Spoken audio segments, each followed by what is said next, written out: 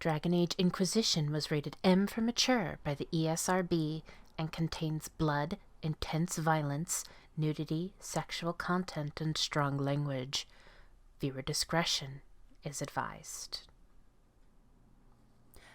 Hello everyone, my name's Amaronith and I play games for the internet, and today we're playing Dragon Age Inquisition. It's time for another Codex reading, so let's begin. Starting with characters.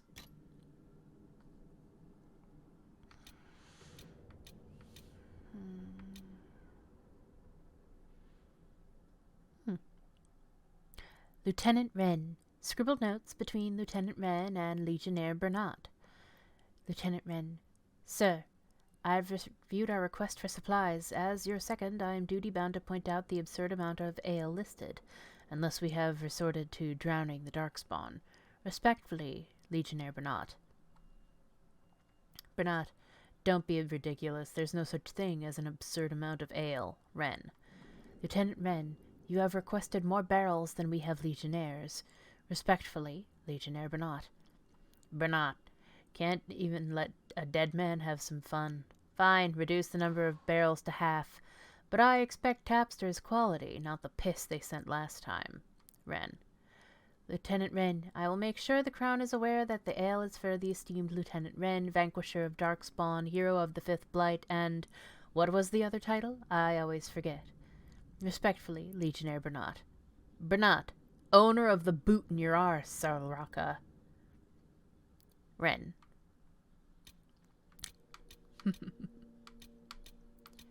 Shaper Valta. My daughter, I regretted the way we parted from the moment you left Orzammar. The words I spoke shame the ancestors and our house. Your mother still won't speak to me. Yesterday I passed by a funeral for a legionnaire. I looked in as they tattooed her face. The weight of the ink seemed heavy. In moments she aged 20 years. I know you are not part of the Legion, but sometimes it feels like I have lost my daughter all the same. I remember when you were a little girl. You'd drag me to the Shaper just to skip down the aisles of books and records. You'd hum softly and run your tiny fingers along the spines of tomes you'd one day study. I still expect to find you there. They tell me the Legion commander with you is one of the best, and I shouldn't worry. It may be weak, but I am not ready to lose you to the stone. Please be careful. Your father. Crafting materials.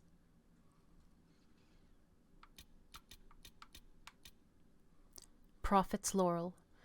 According to Orlesian folklore, Andraste's followers and sympathizers tossed sprigs of the laurel in her path as she was led to her pyre. After she burned, her ashes blew across the leaves on the ground, bestowing upon them their famed purifying qualities. It is just a tale, of course. The laurel was recognized as a healing herb long before Andraste's time.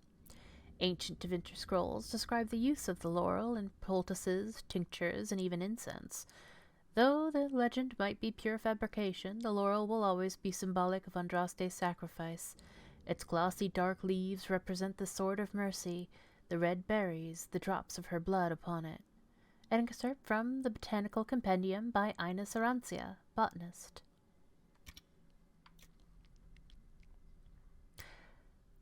Creatures. Corpse. Updated. In most corners of Thedas, the funeral rites include burning or dismembering the dead to prevent them from becoming host to demons, but not everyone gets a proper burial. It is not unheard of for the dead to be thrown in mass graves in the aftermath of a battle or execution, almost asking some demon to claim the corpses.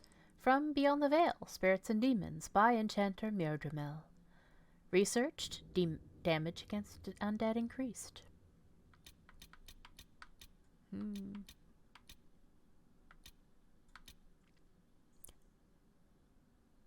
Genlock. The pleasure Cassius takes in dissecting the beasts is repugnant. A Genlock was on the operating table today. The man actually giggled as he put the knife to the monster's chest, and black blood pooled from the incision. I wonder what sound it'd make if it were still alive, he mused, pulling back the flaps of thick, pale skin. I don't know, gargling?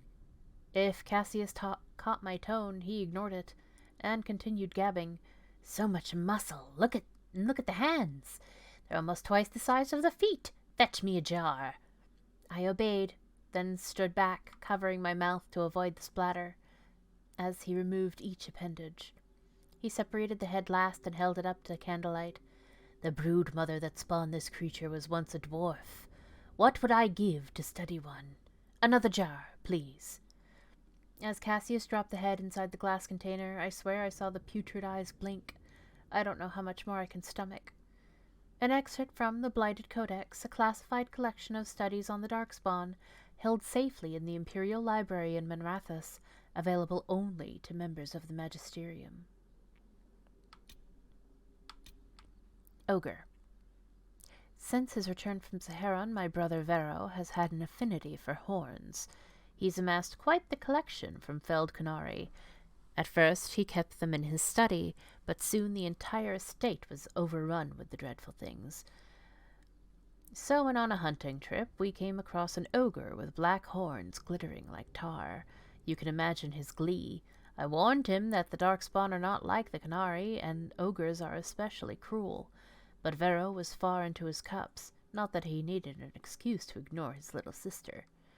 You go right. Flank him, he spat, already stalking toward the creature. I circled the ogre and thought it strange that we had found one alone on the surface. From everything I'd read, ogres traveled with a horde and were usually only spotted during blights. It was eating something.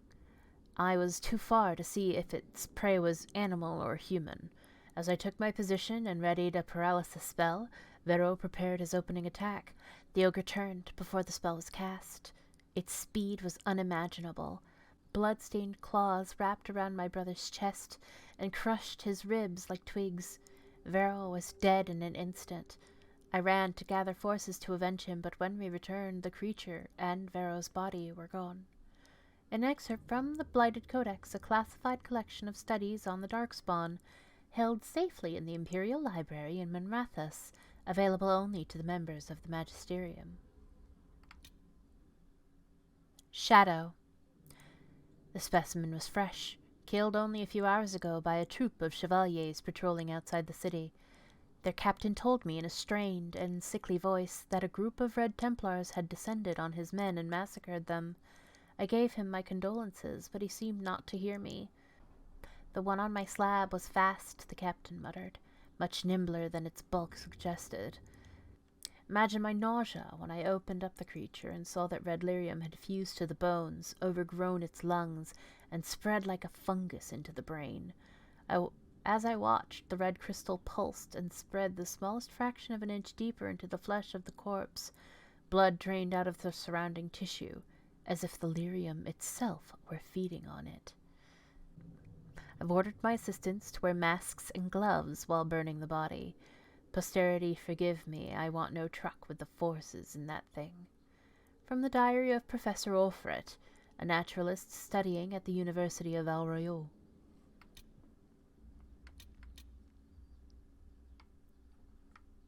Terror.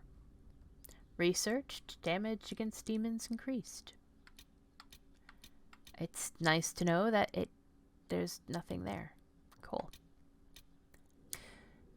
Snoufleur. Picked up someone new. Called himself Marchand and offered 3 Orlais royals to travel alongside to Celestine. Betting both knees he saw the bows and thought we'd be protection. Didn't think we might turn the weapons on him ourselves. Maker's grapes, by the time we hit Leeds I wanted to. Little shit couldn't stop bragging about how he was going to be a tutor for some High Lord's son.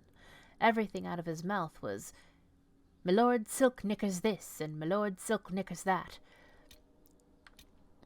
Showed us a little painting of my lord silk knickers and his lady. My lord I wanted to punch, but the rump on my lady, I'd like to tutor that. And then, going through the dales, we see one of those long-nosed pigs with the stump legs. It's just crossing the highway, dragging its stupid belly along the ground, as they do. Bless the maker and all, but he was deep in his holy golden cups the day he made that thing.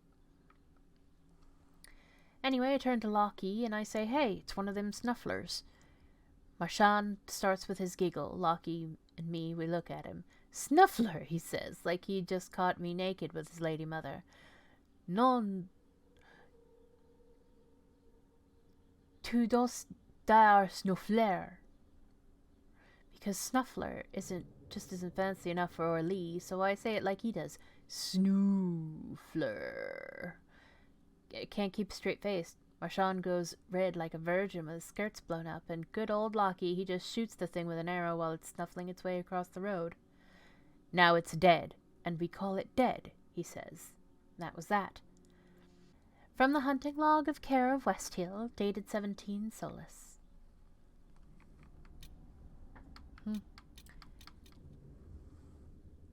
History.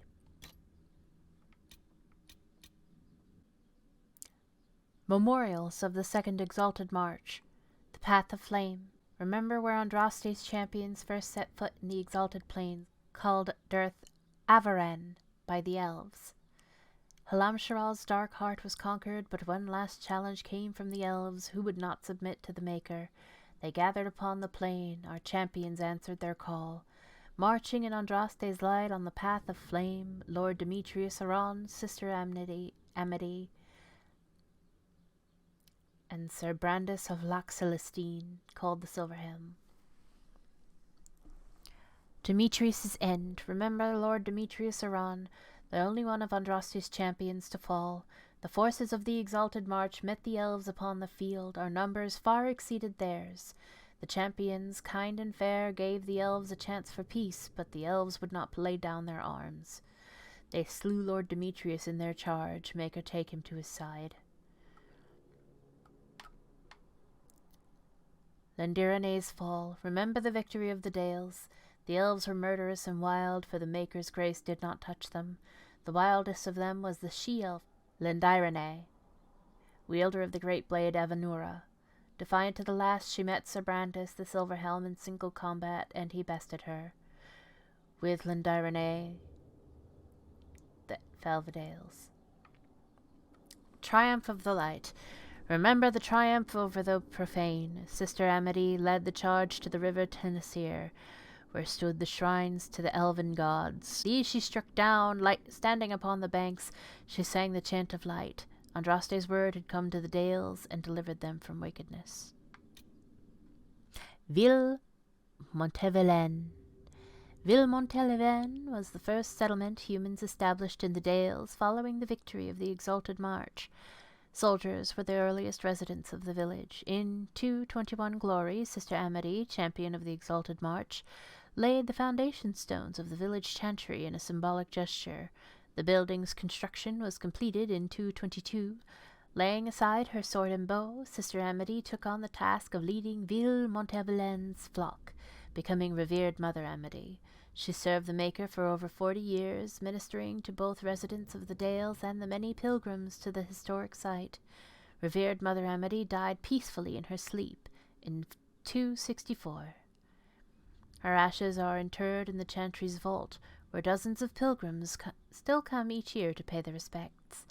From Exalted, A History of the Dales, by Lord Adamar Gardholt, Royal Historian.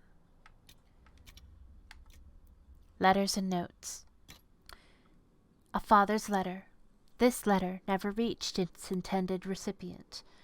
My dearest Vanilla, how are you? How is your Aunt Caitlin? My dear girl would never give trouble, I hope. How are your studies? Perhaps you could read some of this letter to her, to show her how much you're learning. I am sorry to have been away for so long. I have a duty. Remember when Mother was very sick, and she asked you to fetch her water, and you did it because you loved her? It's like that. Sometimes we have to do difficult things, because they help other people that we love. The country is ill, and I have to try to make her better. Don't worry, I am not alone here, and now we have special medicine that will make us stronger, so we can fight better. It won't be long till all the mages are gone, and we're safe again. I will be home soon. All my love and prayers, Father. An unsent letter from a minor. Lord Forender, I shouldn't have to remind you of the mining cast's importance to Orzammar, but apparently not even the ancestors can say when you last visited the memories. The Lyrium trade is the only reason our kingdom still stands. It is what keeps the king's coffers fat, so that he may play a part in whatever little wars are raging on the surface. But Lyrium is as dangerous as it is profitable, and when I write to you saying that earthquakes are threatening one of our most lucrative mines, I expect a faster response. Something unnatural is afoot. The shaft rats come out of their holes chanting nonsense. Even my own crew, men and women I've worked with since I was a child, claim to hear something in the tremors. I don't care who or what you send to help us. Just do it quickly. Minor Ordell. Crumpled Missive. Did you hear? One of the recruits from Val Royeaux said they saw the famous Tom Rainier drinking at the Halberd east of Val Royeaux. I thought you'd be interested, given your history, although the lad's probably only seen him in sketches. Somehow I doubt the old captain's foolish enough to come within 100 miles of the capital. I'll let you decide whether you believe it. Anyway, I heard you might be relieved in a week or two. You could talk to Prol, see if he'll let you take leave to follow the lead. He'll understand. He did allow you to enlist for our side even after what happened with Collier. Roslyn. Daerwin's Mouth. Built into the cliffs of the Storm Coast, the port at Daerwin's Mouth once connected the Dwarven Tighes to the waking sea. In addition to increasing trade between the dwarves and their allies in the Tevinter Imperium, direct access to the deep roads meant diplomats from Orzammar could visit the port without fear of losing their stone sense. The site thus became a popular meeting place for ambassadors of the two nations. When darkspawn incursions forced the dwarves to retreat into Orzammar, the deep roads leading into Daerwin's Mouth were sealed and the port fell into disuse. At least all reputable use of the port ceased. Bandits, smugglers, and pirates are known to use the various caves along the Storm Coast, including Daerwin's Mouth itself, for their own gains. From the Storm Coast and its history by Brother Vincent, Chantry Scholar. Journal of Professor Arberg. I came expecting books worn from history's touch, their covers frayed and their spines exposed, but the memories are not written on fragile pages. They are runes crafted from Lyrium. The never-fading symbols glow as if alive and capable of speech. The shapers tend to them with the deference of a grand cleric. A civilization's entire history catalogued and recorded for future generations. Well, almost their entire history. My Shaper guide explained that I wouldn't find the names of surface houses, even prominent ones. The cast lists are struck from the memories because they have no position in Orzammar society, and have turned their backs on the stone. A bit much, if you ask me, but dwarves seem to be a people of extremes. I was not permitted access to all of the Shaper's records, only a select few, but I think I impressed them with my extensive knowledge of dwarven family trees. Journal of Tog. I should have listened to Darya. Kept my head down, focused on the drop. She warned me that Karshol doesn't like questions, but I'd heard stories of Orzammar my whole life, and if not for Mother's gambling, I'd have been raised there. The rift between our people is thicker than the ground that divides Orzammar from the surface. Our kin below think they're better than us 'cause they've still got their stone sense. Darya said they'd treat me different. Even the Dusters look down on a cloud gazer like me. I didn't choose to be born on the surface. I never had the stone sense to lose. I just wanted to know what it was, what it felt like. Topside, people talk like it's magic. You hear rumors of the stone guiding her children to Lyrium veins, protecting them from cave-ins, or whispering to expecting mothers about their unborn infants' futures. According to Karshal, the reality of stone sense is much more mundane. While miners can hear the distant song of Lyrium, no one has conversations with the stone. It's more of a connection. They can sense a passageway before reaching it, and can navigate the deep roads without getting hopelessly lost. My disappointment must have shown. Karshal asked if I had any other questions, then broke my nose for prying. It's been a bad trip. Lyrium blast charges. Mining Lyrium is not work for the faint-hearted.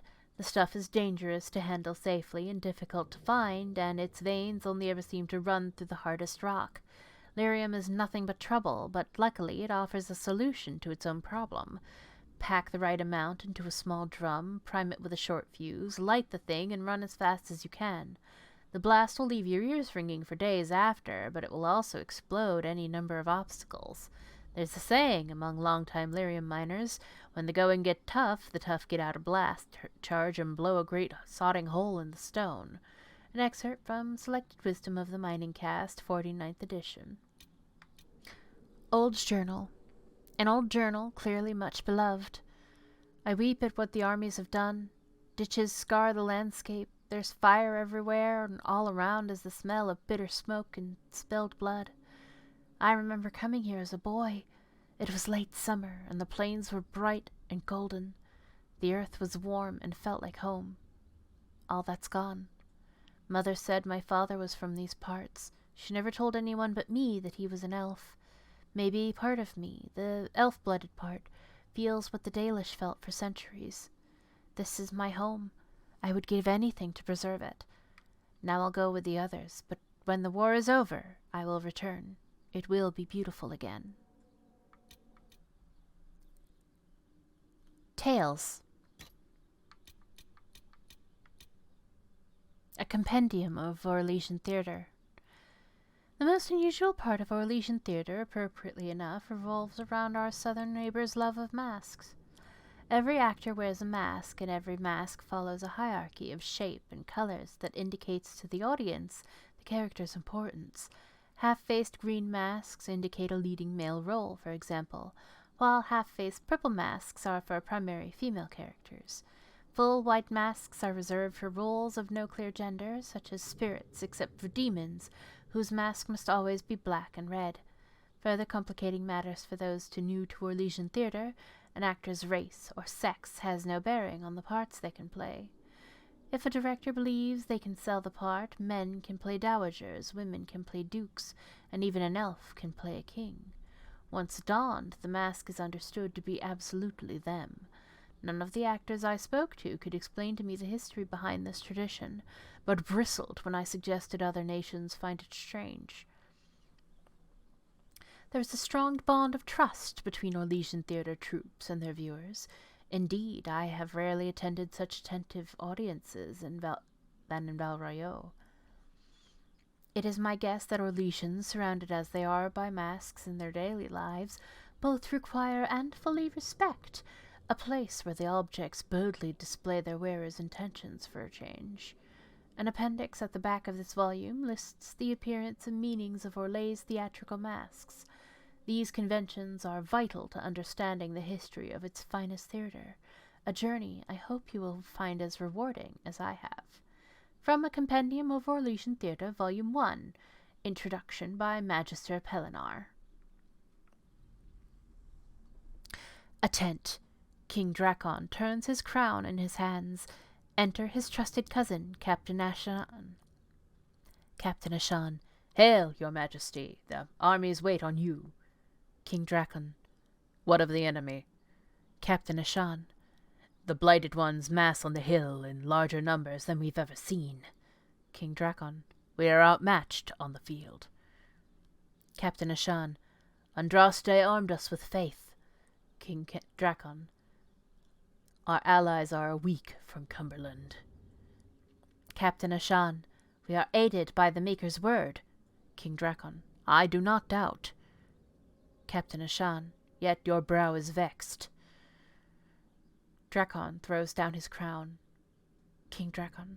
Pride killed our prophet. Her sacred words are all we've left. If victory spurns us, who will carry them forward? Who will bear the chant of light? King Ashan. Cousin, the army awaits. King Drakon. Make her for a soul fit to lead them. From The Sword of Drakon, an examination of the life and history of the father of Orlais, by Marquis Freyet. It's little wonder King Drakon's life is one of the most popular tales in Orlais. After founding both Orlais and the Chantry, the charismatic young noble battled the Second Blight for the rest of his reign. Freyet's plays are notable for being the first to portray Orlais' founder as a man beset by doubts, as are we all, instead of an idealed cipher. A few grand clerics attempted to ban the play, saying it criticized the current state of the Chantry, But the sword of Drakon proved too popular among the masses and the nobility, and remains a staple of Orlesian theatre to this day. From a Compendium of Orlesian Theatre, Volume 2, Classics of the Storm Age, by Magister Pellinor. Oh, you're not in this play, sir.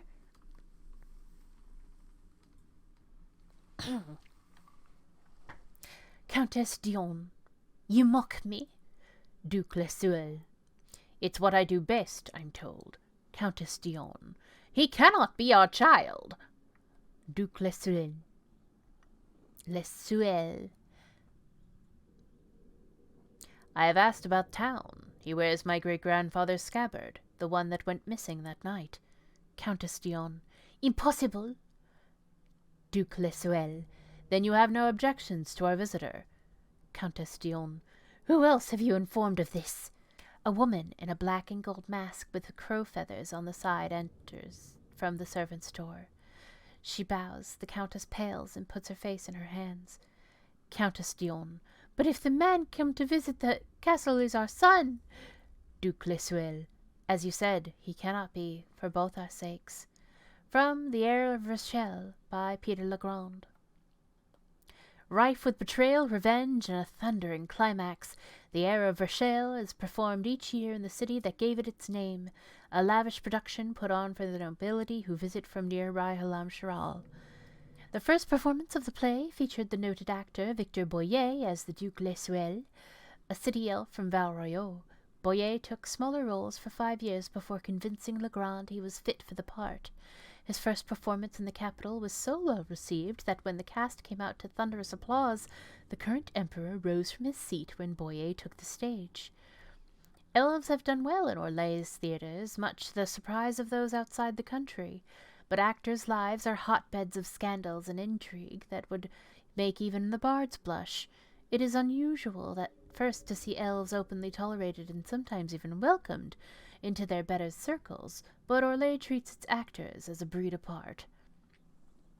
From a Compendium of Orlesian Theatre, Volume 3, Tragedies in the Modern Style, by Magister Pellinor. The Young Maiden.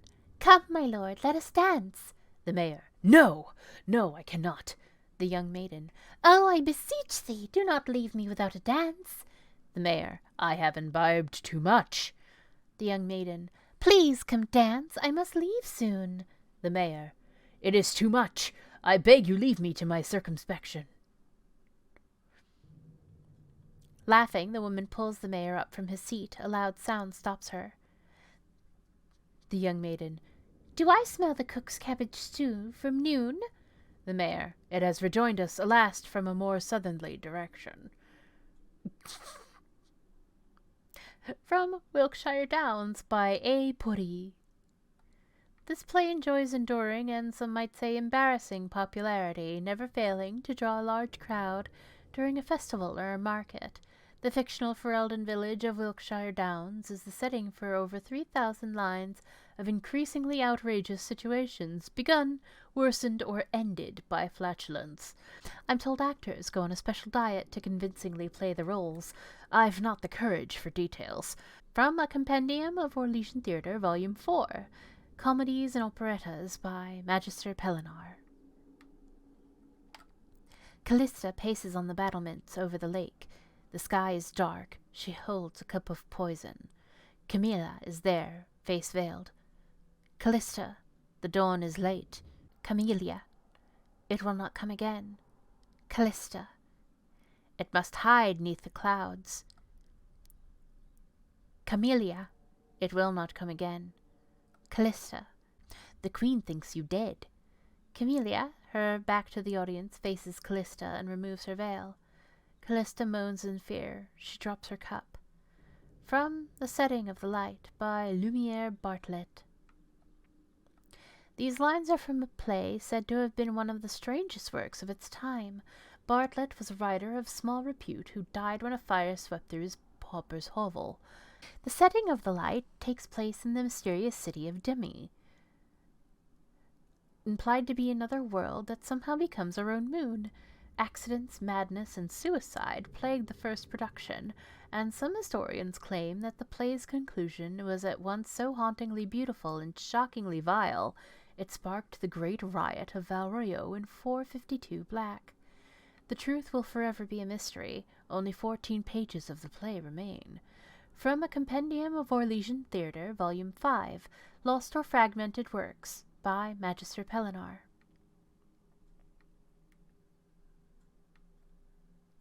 Lady Cramoisi. The body is not yet cold. Someone in this mansion killed Lord Carcass. Blanche, the chambermaid. Maker's mercy! There's a murderer among us? Captain Doir. Andraste taketh the woman's right. How do we proceed? Mother Emeraude. We must search for some hint as to how the foul deed was done. Captain Doir. With gusto, if one goes by the amount of blood on the walls. Blanche faints. From Death in the Mansion by Violet Armand. Incredibly, this enjoyable, if somewhat predictable melodrama begat a storm of debate. At the end of the piece, the murderer of Lord Carcass changes into a villain's mask before giving an elaborate confessional speech. At the time, masks in Orlesian theatre were affixed to each role. Plays were written with the assumption that the masks gave audience vital information a play's characters might not possess. Death in the Mansion ignored this implicit contract, shocking audiences all at the time. Armand was nearly destroyed by the attacks on Death in the Mansion by both her theatergoers and Orlesian critics. Many accused her of an unforgivable violation of the spirit of the theatre. A vogue for false-face stories caught on among the foremost writers of the time, however, and today Armand's techniques are seen as wholly unremarkable. It only goes to show how easily the alchemy of time shifts the outrageous into the everyday. From a Compendium of Orlesian Theatre, Volume 6, The Plays of False Faces, by Magister Pellinar. Bottles of Thedas. Garbolg's Backcountry Reserve. Likely dropped to avoid seizure by authorities, or because of seizure due to drinking it. Garbolg only brewed from 874 to 892 blessed. Killed when the vapors in his beard spontaneously combusted. Golden Scythe, 490 black. This battlefield spirit maintains a chill even in direct sunlight, which it appears to absorb. Optimal serving is by the drop. Contact with exposed flesh is discouraged, but likely inevitable. Dragon Piss. The name is probably figurative, but no one knows for sure. Hirol's Lava Burst. It tastes like burning, brewed exclusively in Cal Hirol. Finale by Masad. The last bottling from the legendary vintners of Ferelden before lands were divided. Tears on the glass as slow as the turning of a reluctant air, as quick on the tongue as words that can't be unsaid. Butterbile, 784. A hard liquor that is not so much served as it is brandished. Coarse and indifferent, it is to your taste or it is not. The failing is yours if you cannot raise or lower to the challenge of a distiller told not to. Vint 9, Rowan's Rose. Delicate to the nose, comfort to the tongue, and strangely a half-remembered whisper to the ears. It is described as, and inspires, a wistful spirit, a vintner's opus. Antivan Sip Sip. Careful, this one's mean. Attic raised mean, popular among the highborn who wish to seem dangerous, but more at home grasped by the neck by those who actually are. Carnal, 869 blessed. An Orlesian liqueur for the daring, or those who wish to seem so, said to enhance sensation, and at the bottom an erotically carved peach pit. The design is plain, but the bottler assures that the act of carving was scandalous. Alvarado's Bathtub Boot Screech. If you can read this, you haven't drunk it. Grey Whiskey, Ritewine, Conscription Ale. Perhaps local to a handful of Grey Warden companies, these spirits reflect a custom or legend born of utility. Allowed to seize goods to aid their cause, wardens combine half-full bottles to save space while traveling. Never fully emptied or, as with a kettle, cleaned. Each eventually takes on a base flavor as unique as the warden carrying it. What do we care? Nothing burns like the first cup. Could be fact, could be tribute. It does seem as though the bottles range farther than the namesake warden could. A bottle marked vintage, Warden Cornick. Notes of fruit and anger. A bottle marked vintage, Warden Gibbons. Don't friggin' touch! I spit in this! I mean it! Bottle marked vintage, Warden Tontive. Home. Bottle marked vintage, Warden Riordan. Serve yourself. Bottle marked vintage, Warden Daedalem. Extra red. Bottle marked vintage, Warden Bethany Hawk. Princess Piss. Harden Hightown, Chapter 8, by Varric Tethras. Donan Brenikovic left his partner Jevlin at the barracks.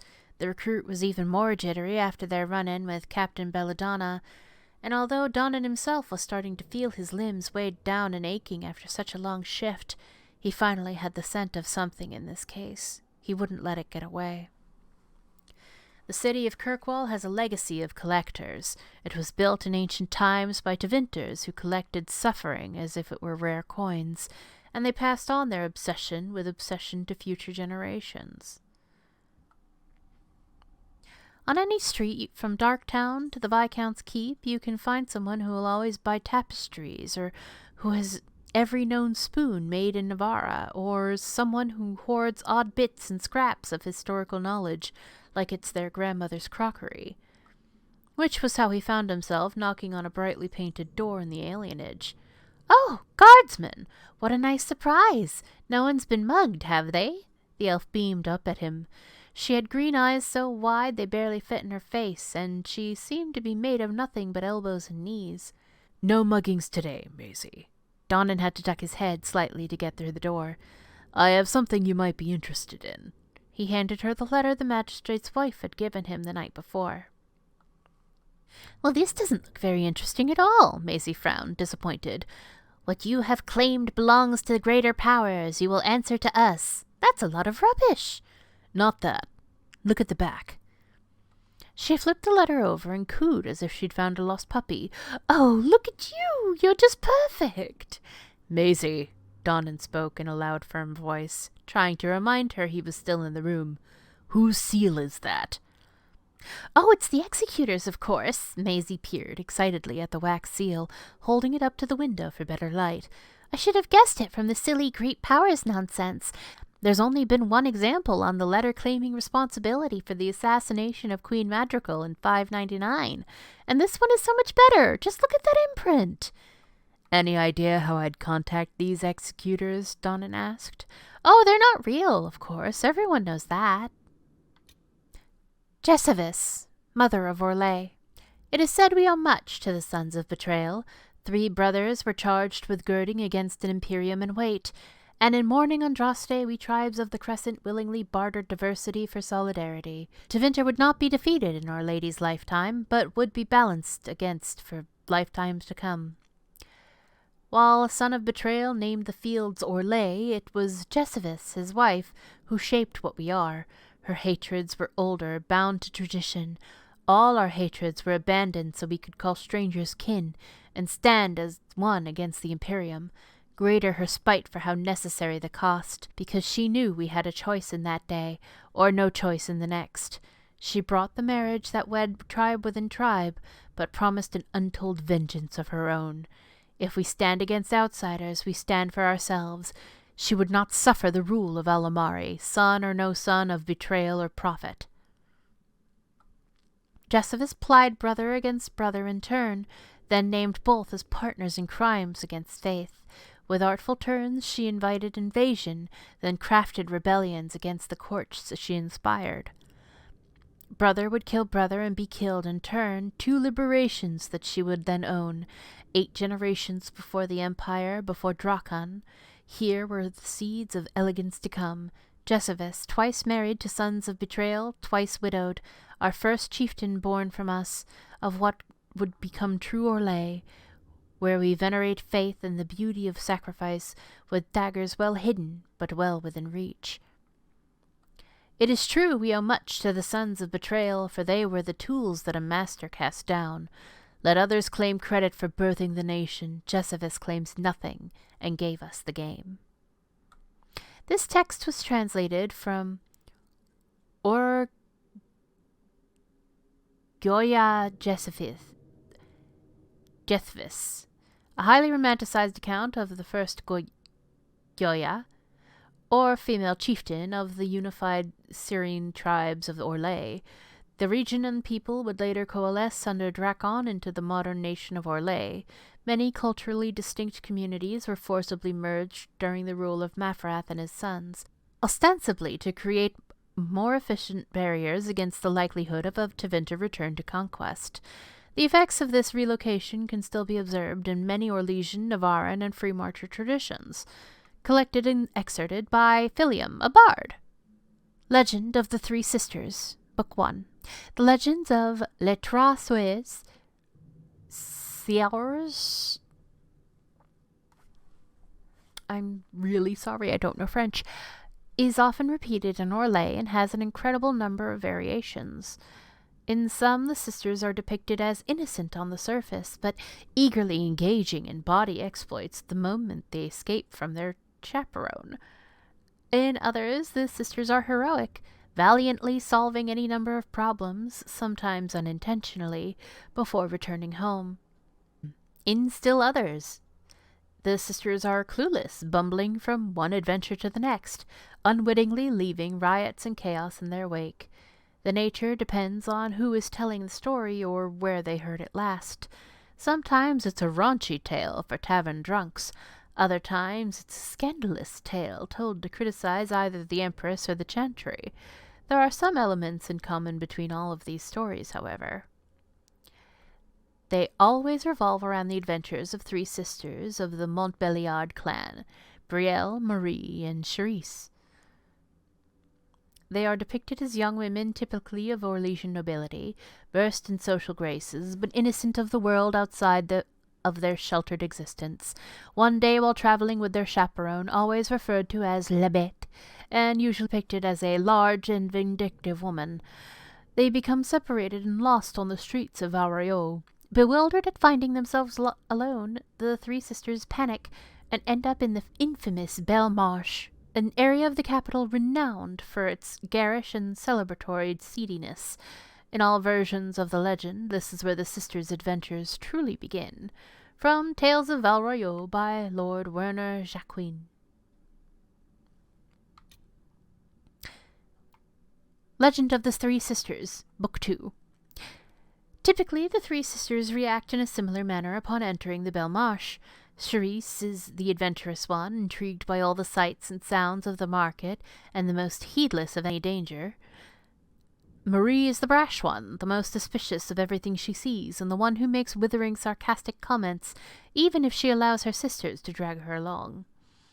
Brielle, meanwhile, is always the innocent one. She is depicted as wide-eyed and startled, like a doe lost in the wilderness. Yet by the end of the tale, she is also the one who bursts out of her shell the most. A common initial stop for the girls, for instance, is the White Rose. It's an infamous establishment in the Belle Marche, serving tea and cakes to noble patrons by day, and at night transforming into a house of ill repute, filled with male and female prostitutes in elegant dress. The girls go there because the building is fashionable, some place they can escape from the market's crowds. Inside, Marie is the first to realize that the friendly gentlemen are not what they seem. Brielle is scandalized, but it's Charisse who runs off to dance with these men, despite her sister's protests. This leads to a chase through the White Rose, Marie and Brielle stumbling into room after room, where they are confronted with various patrons. Empress Celine herself is frequently mentioned. Marie scathingly berates these patrons, while Brielle is intrigued despite herself, and eventually drawn off when Marie isn't looking. Marie throws her hands up in disgust and joins a dwarf in smoking an illicit substance from a wild contraption. It's at this point in the tale where the girl's desperate chaperone, La Bête, appears in the White Rose and things truly get interesting. Details vary, but by the end of this part of the tale, the White Rose is in flames, La Bête has pummeled her way through a legion of clueless patrons, and the three sisters are led out the back door by a charming elf, completely unaware anything is amiss behind them. From my knowledge, however, the White Rose has never burned to the ground in its entire existence, and maintains a legion of guards that make such antics implausible. Even so, the tale is stubbornly believed to be true even in Val Royeaux itself. From Tales of Val Royeaux, by Lord Werner Jacquin. Legend of the Three Sisters, Book 3. As with the Stop and the White Rose, the individual tales of the Three Sisters are often told on their own. Seldom is the saga repeated in its entirety. Indeed, one of the few times an attempt to do so was a play in the Grand Royal Theatre that sharply criticized Divine Justinia's attempts at reform. The play was quickly banned after only 3 performances. A book titled The Three Brothers was later published in Monrathus, citing the exploits of 3 Tevinter brothers who find themselves lost in Val Royeaux and spend their time ridiculing Orlesian culture. Despite claims in Tevinter that it is the original, it's quite clear that the Three Sisters legend far predates it. Throughout the legend's various incarnations, the most commonly depicted adventures include: the sisters are convinced to drink dwarven ale by a handsome nobleman with sinister intentions.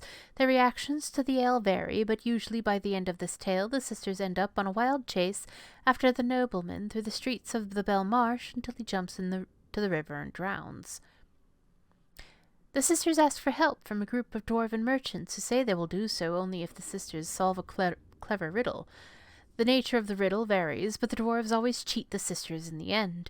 Typically, the encounter ends with the sisters fleeing before they are sold into slavery, though sometimes the legend has them clubbing the lead dwarf to death with paddles until the other dwarfs run off. They are drawn into the annual Saturnalia parade, usually in the climax of the story, until the Imperial army descends upon the revelers and starts a chaotic chain reaction that results in the sisters either stowing aboard a pirate ship or wading through the elven alienage's sewers. It seems to change each age. Once their chaperone Labette catches up with the girls, they usually hang their heads in shame and return to the Montbéliard manse to resume good and honest lives. Not always, however. The most recent versions of the legends have the sisters remaining in Val Royeaux to fight criminals while wearing black masks, though I honestly cannot tell where this one comes from. From Tales of Val Royeaux by Lord Werner Jacquin. The Soul Canto. A traveller asked the Ashkari, "What was your vision of our purpose?" The great Ashkari replied, "I'll tell you a story. A vast granite statue stands on an island holding back the sea. The heavens crown its brow. It sees to the edge of the world. The sea drowns its feet with every tide. The heavens turn overhead, light and dark. The tide rises to devour the earth and falls back. The sun and the stars fall to the sea one by one in their turn, only to rise again. The tide rises, the tide falls, but the sea is changeless. Struggle is an illusion. There is nothing to struggle against. The deception flows deeper. The statue resists the ebb and flow of the sea, and it is whittled away by each wave. It protests the setting sun, and its face is burned looking upon it. It does not know itself. Stubbornly it resists wisdom, and is transformed. If you love purpose, fall into the tide. Let it carry you. Do not fear the dark. The sun and the stars will return to guide you. Have you seen the greatest kings build monuments to their glory, only to have them crumble and fade? How much greater is the world than their glory? The purpose of the world renews itself with each season. Each change only marks a part of a greater whole. The sea and sky themselves, nothing special, only pieces. Tome of Kuzlan, the Soul Canto.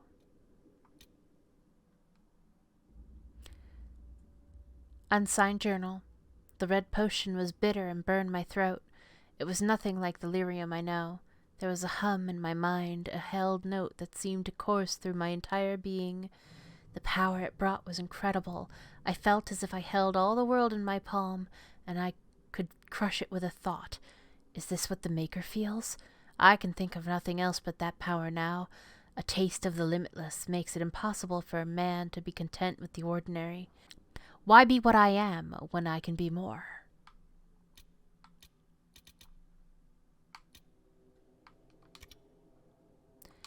And that's that.